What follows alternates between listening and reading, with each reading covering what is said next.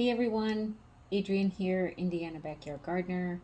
I am making some apple cider vinegar and I thought I would just take you guys along. So I have here 1, 2, 3, 4, 5, 6, 7, 8 apples, and they are really pretty much past their prime here. So I am not going to let them go to waste, but I'm going to use them to make apple cider vinegar. So I have done a little bit of research on what it is I need to do to get what I'm trying to achieve here with the vinegar. So some videos say to add the sugar, and some videos say you don't need the sugar, that the apples are sweet enough. I'm going to use this huge jar here. This is like a big pickle jar that I had. I'm going to use that jar, and I'm going to chop up all these apples, and I'm going to start this jar. All right, so let's get started. I'm going to chop these apples up, and it doesn't matter if you have the core in there, but I'm not gonna put like the stem in there. I'm not gonna put that in there. And I'm just gonna cut just the part with the seeds out. I know some people say, you know, it doesn't matter, there's not enough you know, cyanide or whatever you want to call it in the seeds, but why chance it? So I'm not gonna do that. I'm not gonna put that part in. So I'm just gonna cut these up pretty small, you know, just like this, and I'm gonna put them in my jar. And actually I probably should measure these out and then put them in the jar, but I don't think it really matters. A lot of people say, you know, it doesn't matter how much apples you put in, or, you know, whether or not it's the whole apple, or just peels and scraps. But I did see that it does make a little bit of a difference when you use the whole apple versus just the scraps. So I'm glad that I'm able to use the whole apple for this one. So I'm going to get these chopped up, finish chopping them up, and then I'm going to get them in my jar, and then I'll be back. My jar here is almost full.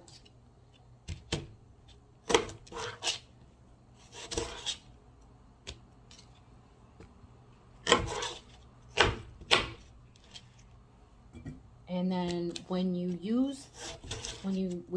getting your water for your jar, you want to make sure that you are using spring water, or some type of purified water, or if you have well water, or, you know, just as long as it doesn't have any chlorine in it. If it's city water, because the chlorine will interfere with the fermentation process. So what you want to do is, if you have to use city water and you don't have access or don't have the purified water, just fill up your container, fill up any container with your tap water, but leave it out 24 hours and that chlorine will evaporate.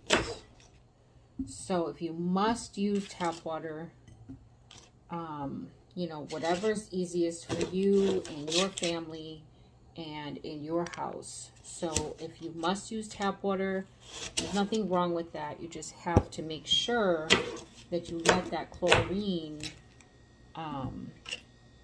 evaporate. So 24 hours out, leave it out. Maybe fill a pitcher up, leave it out for 24 hours, and it should be good to go. All right, so I'm done chopping my apples. This is what I've got here. give you guys a better look. Hang on.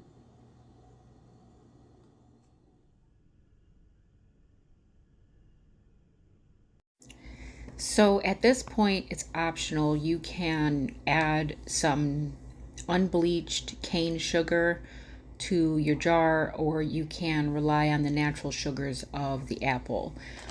It definitely needs to be the unbleached sugar because bleaching agents can disrupt the fermentation, and the glucose in the apples plus the added sugar is food for the microbes to do their fermenting job, and it also makes for a more robust product.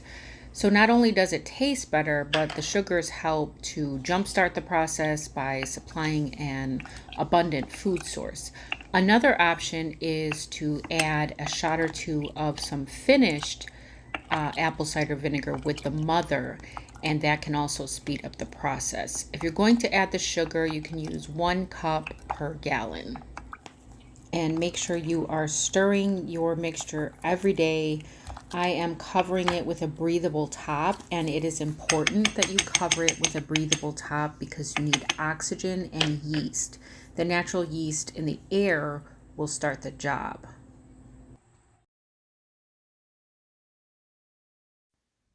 It's very important to stir your vinegar every day. You don't want any mold to get on the top of your apples, so you must stir daily. Okay, this is October 5th, a week later. You can see the color has significantly changed.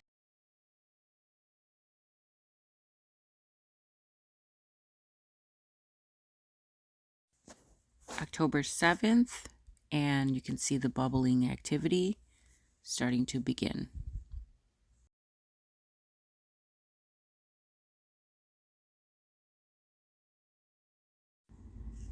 Still here, October 7th, and you can see all the bubbling. When you stir it, you should be able to see that type of activity. That's how you know things are working. So you just want to make sure that you are stirring it daily and that you are seeing activity.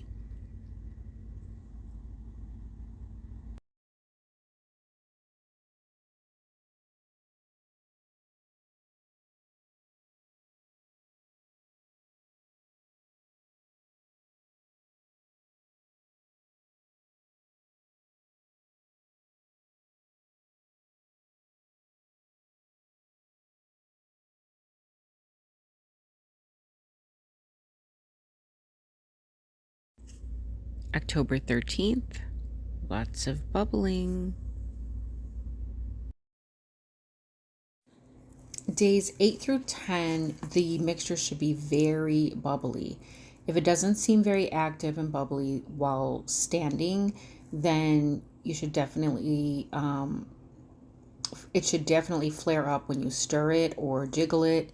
And if it by day 10 seems flat or weak, then you can add a little bit more sugar. And that should do the trick to help feed the yeast and the bacteria. The bubbling is a sign of the gases being released as the yeast feed on the sugars. So that's how you know it's working.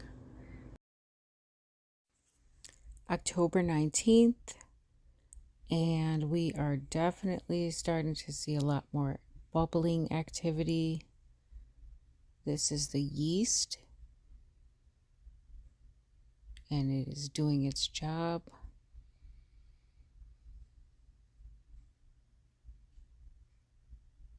So we're going to keep stirring. Look at all that bubbling activity.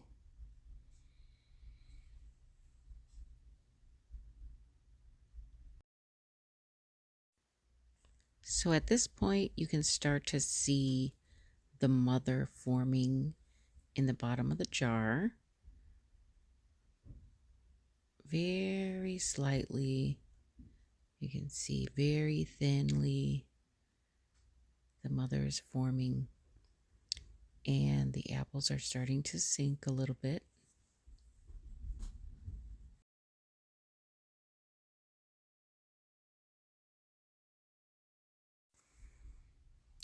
Now we're on October 22nd,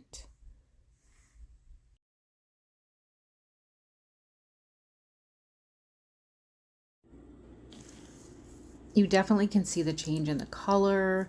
The apples are, like the peel of the apple is pretty much been stripped off. The yeast and bacteria have been feeding on these apples. You can see a lot more sediment in the bottom of the jar. This is where the mother is forming. It's like thin, webby type of tissue looking, and that's just the mother forming.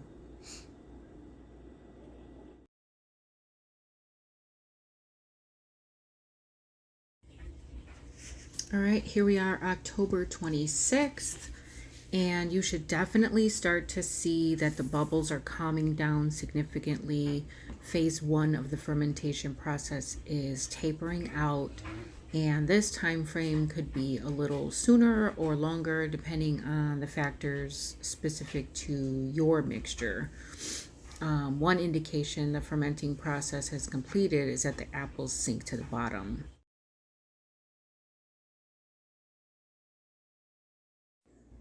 So this is day 30, and at this point your bubbles are very minimal to flat, and your mixture should smell like vinegar.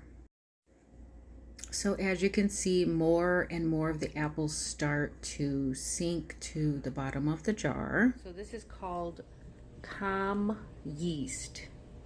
All right. So if you see this on the top of your apple cider vinegar after your apples have fallen and it's just about done, this is perfectly normal, and this is how your mother is forming. Your mother is growing. It's called calm yeast. At this point, you're going to stop stirring, and I'm going to leave mine for just a little while longer so this mother can get a little stronger.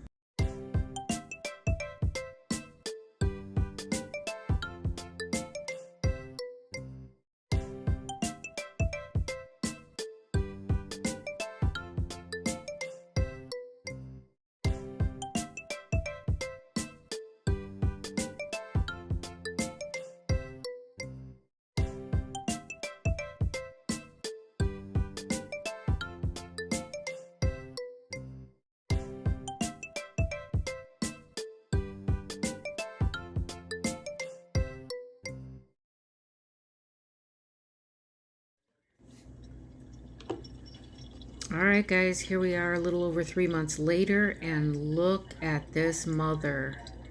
Isn't she beautiful? Look at that. That is what was on top of my mixture.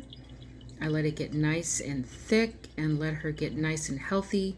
I have her sitting in some apple cider vinegar now, a little bit that I just poured out of the jar.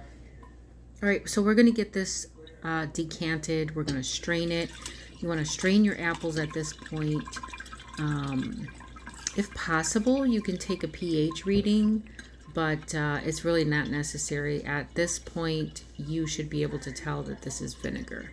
Look at the beautiful color.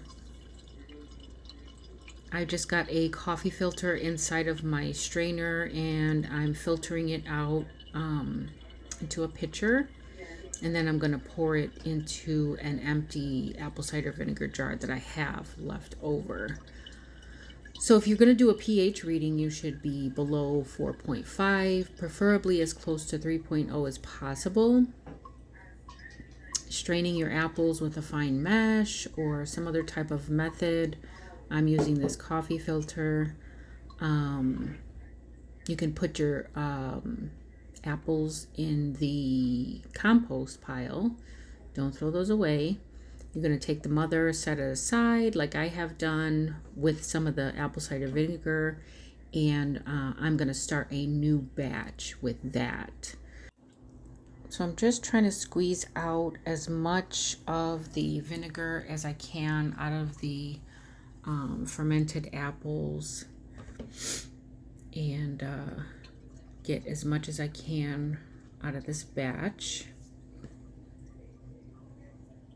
This is my jar. I'm gonna wash this and use it again. It kind of helps to stir things up a little bit and help it get through the filter. All right, I think that's gonna be about it with this one. So this is my mixture. This is what I got. What a beautiful color that is. I'm gonna get this put into my jars. This is just a leftover jar that I had from the grocery store. So I'm gonna put this, I'm gonna filter it, you know, just another time, one more time. Get this bottle filled up, and then I don't think it's all gonna fit in this bottle, so I'll probably have to do maybe a jar as well. I can't find the lid for the other bottle that I have, so I definitely have to make sure I have a lid for it.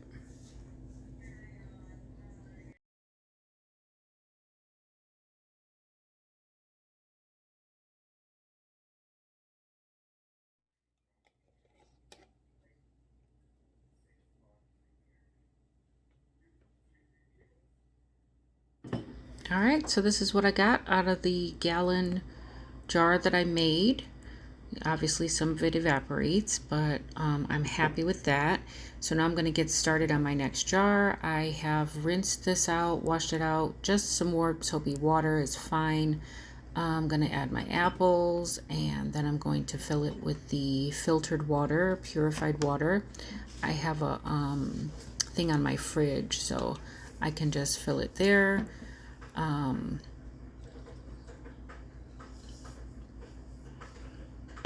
So that's good. And then I'm going to add a cup of the pure cane sugar.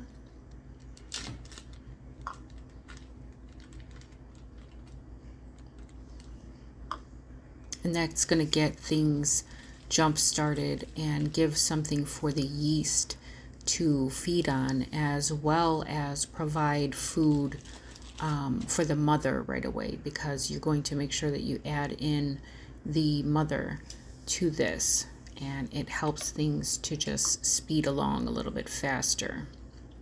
Don't worry about it if it doesn't dissolve right away, because it will. This is going to sit on the kitchen counter at room temperature, so that sugar will definitely dissolve. All right, so now we're going to get the mother put in, as well as the vinegar that we had set aside, and that also is going to make sure that things get jump started.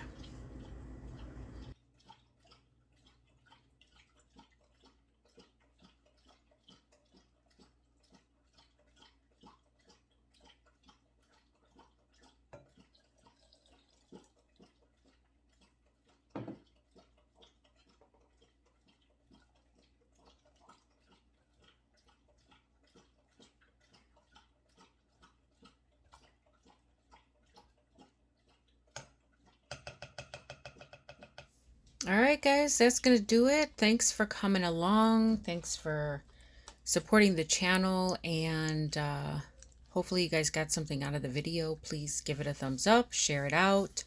All the instructions will be in the description. Till next time.